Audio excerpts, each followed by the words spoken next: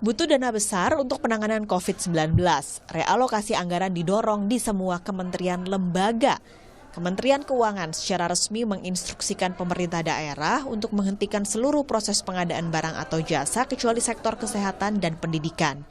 Tahun ini ada dana sebesar Rp784,9 triliun yang dianggarkan di APBN sebagai dana transfer ke daerah, naik dari realisasi tahun lalu di Rp741,5 triliun.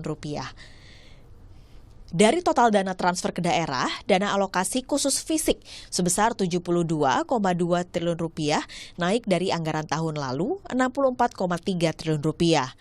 Beberapa opsi yang bisa dipilih untuk dilakukan dari dana realokasi adalah pelayanan rumah sakit rujukan, pengadaan ruang isolasi dan kelengkapannya, dan pengendalian penyakit.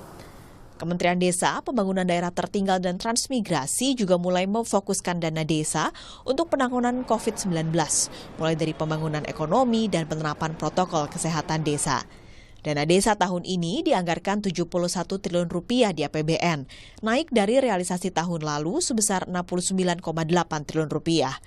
Kementerian Pusat juga membebaskan tiap kepala desa mengatur porsi anggaran sesuai urgensi masing-masing wilayah.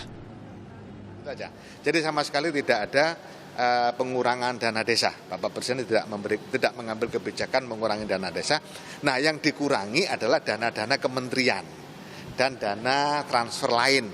Ada DAU, DAK di skala prioritas yang tidak penting dipangkas. Nah, termasuk di Kementerian Desa sendiri juga kita pangkas, ada 105 miliar yang kita pangkas, kita setor kembali ke APBN, dikumpulkan di sana oleh Menteri Keuangan, dan itu semua digunakan untuk penanganan COVID-19.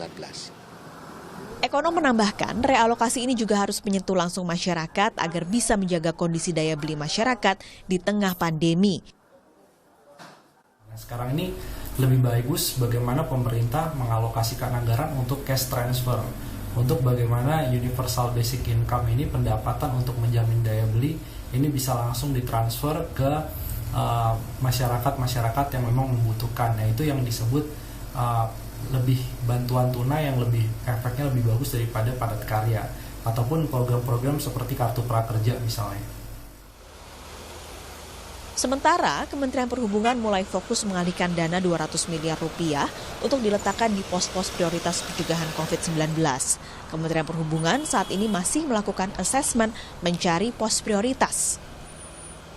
Penyisihan anggaran sekitar 10% dari kegiatan yang kontraktual, dan kemudian di tempat saya mendapatkan sekitar 160 miliar, kemudian ditambah lagi dengan adanya kita akan merevisi untuk yang kegiatan kontraktual, untuk yang tadinya mudik gratis, itu juga cukup besar, ada sekitar 40 miliar. Jadi saya ada anggaran sekitar 200 miliar yang bisa kita alokasikan untuk mendukung kegiatan yang prioritas.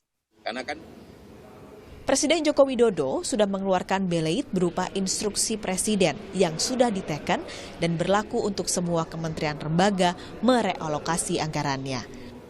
Putri Oktaviani, Genadi Ada, Kompas TV, Jakarta.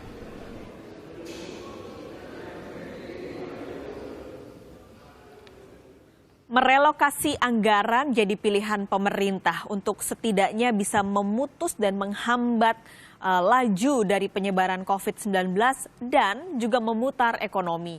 Kalau bicara ekonomi, ini banyak dapat kritik sebenarnya. Tidak hanya Indonesia, tapi juga negara-negara lain bahwa kenapa sih saat ini masih terlalu mementingkan ekonomi di tengah kondisi yang sebenarnya kesehatan nomor satu. Kami akan berikan kepada Anda kutipan dari seorang presiden, yaitu Presiden Ghana, Akufo-Addo. Ini sempat viral beberapa hari kemarin di pekan lalu. Kita lihat saudara bahwa Akufo-Addo menyatakan bahwa ekonomi bisa bangkit, nyawa tidak.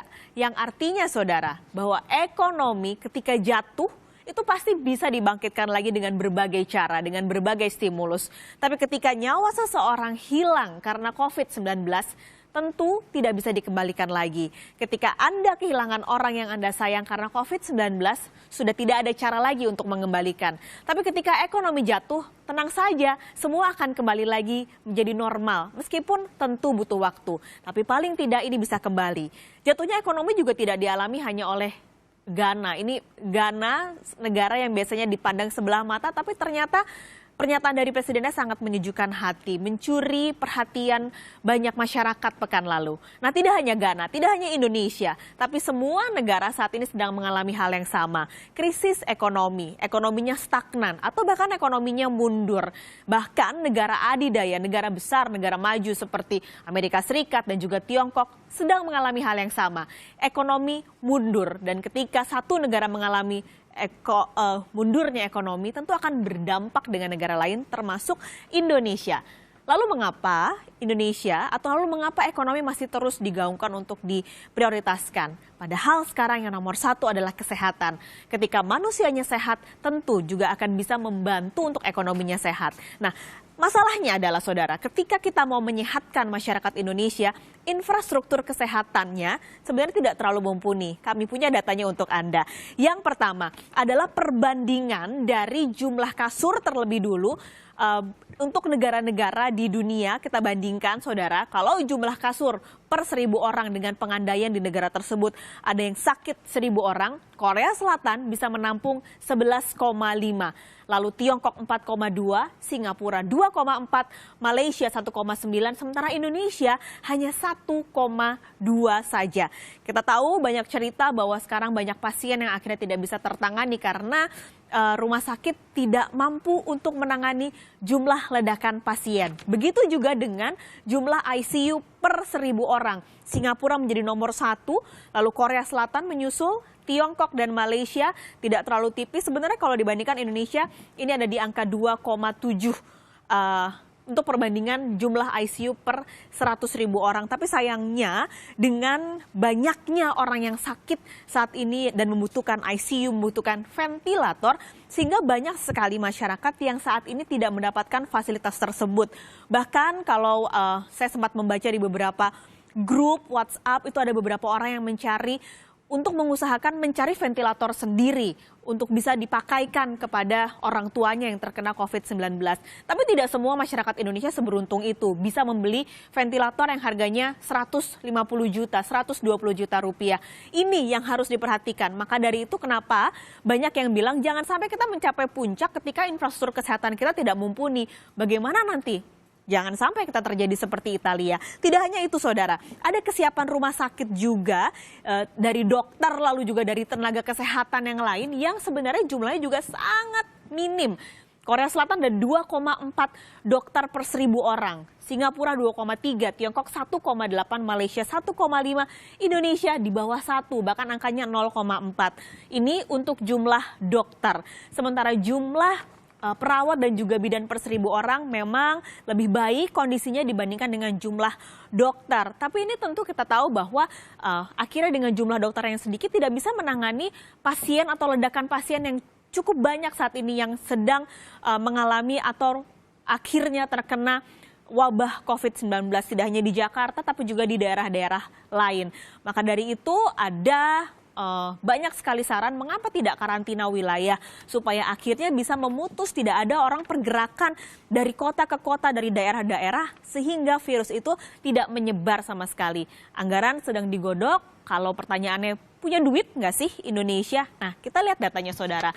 Dari APBN dan juga APBD yang dimiliki oleh Indonesia, dana kementerian yang sudah diminta untuk direalokasikan untuk penanganan COVID-19 ini ada 121,3 triliun rupiah. Diambil dari APBN 62,3 dan APBD 59 triliun rupiah. 121,3 triliun. Kalau dibandingkan dengan negara lain memang kecil. Kita tahu beberapa stimulus yang diluncurkan oleh negara-negara lain seperti Turki saja contohnya. Meluncurkan stimulus itu di atas 700 triliun rupiah. Di atas 700 triliun rupiah. Indonesia baru 121,3. Kecil, lalu pertanyaannya, memang kita butuh utang untuk bisa meluncurkan stimulus dengan kondisi seperti ini. Kita tahu butuh dana besar dan ini nggak tahu sampai kapan kelarnya COVID ini. Lalu dipertanyakanlah, bakal utang nggak sih Indonesia? Nah kalau udah bahasnya utang, ujung-ujungnya pasti politis. Ini udah pasti ada latar belakang politis, nanti juga akan jadi pembahasan politis untuk utang. Sekali lagi kita akan memberikan data bahwa ini adalah masukan bahwa Indonesia, pemerintah punya dana sebesar 419,2 triliun rupiah dari infrastruktur di tahun ini, 419,2 triliun rupiah yang sebenarnya bisa direalokasikan juga. Karena apakah masih masuk akal membangun infrastruktur dengan kondisi seperti ini? Buat apa bangun infrastruktur kalau masyarakatnya semua sakit? Nah, ada angka ini yang bisa dialihkan untuk realokasi anggaran, untuk stimulus, untuk bisa menyentuh langsung ke masyarakat, untuk memberikan dan memperbaiki infrastruktur kesehatan, sehingga pada akhirnya semua orang bisa mendapatkan fasilitas yang baik untuk penanganan COVID-19.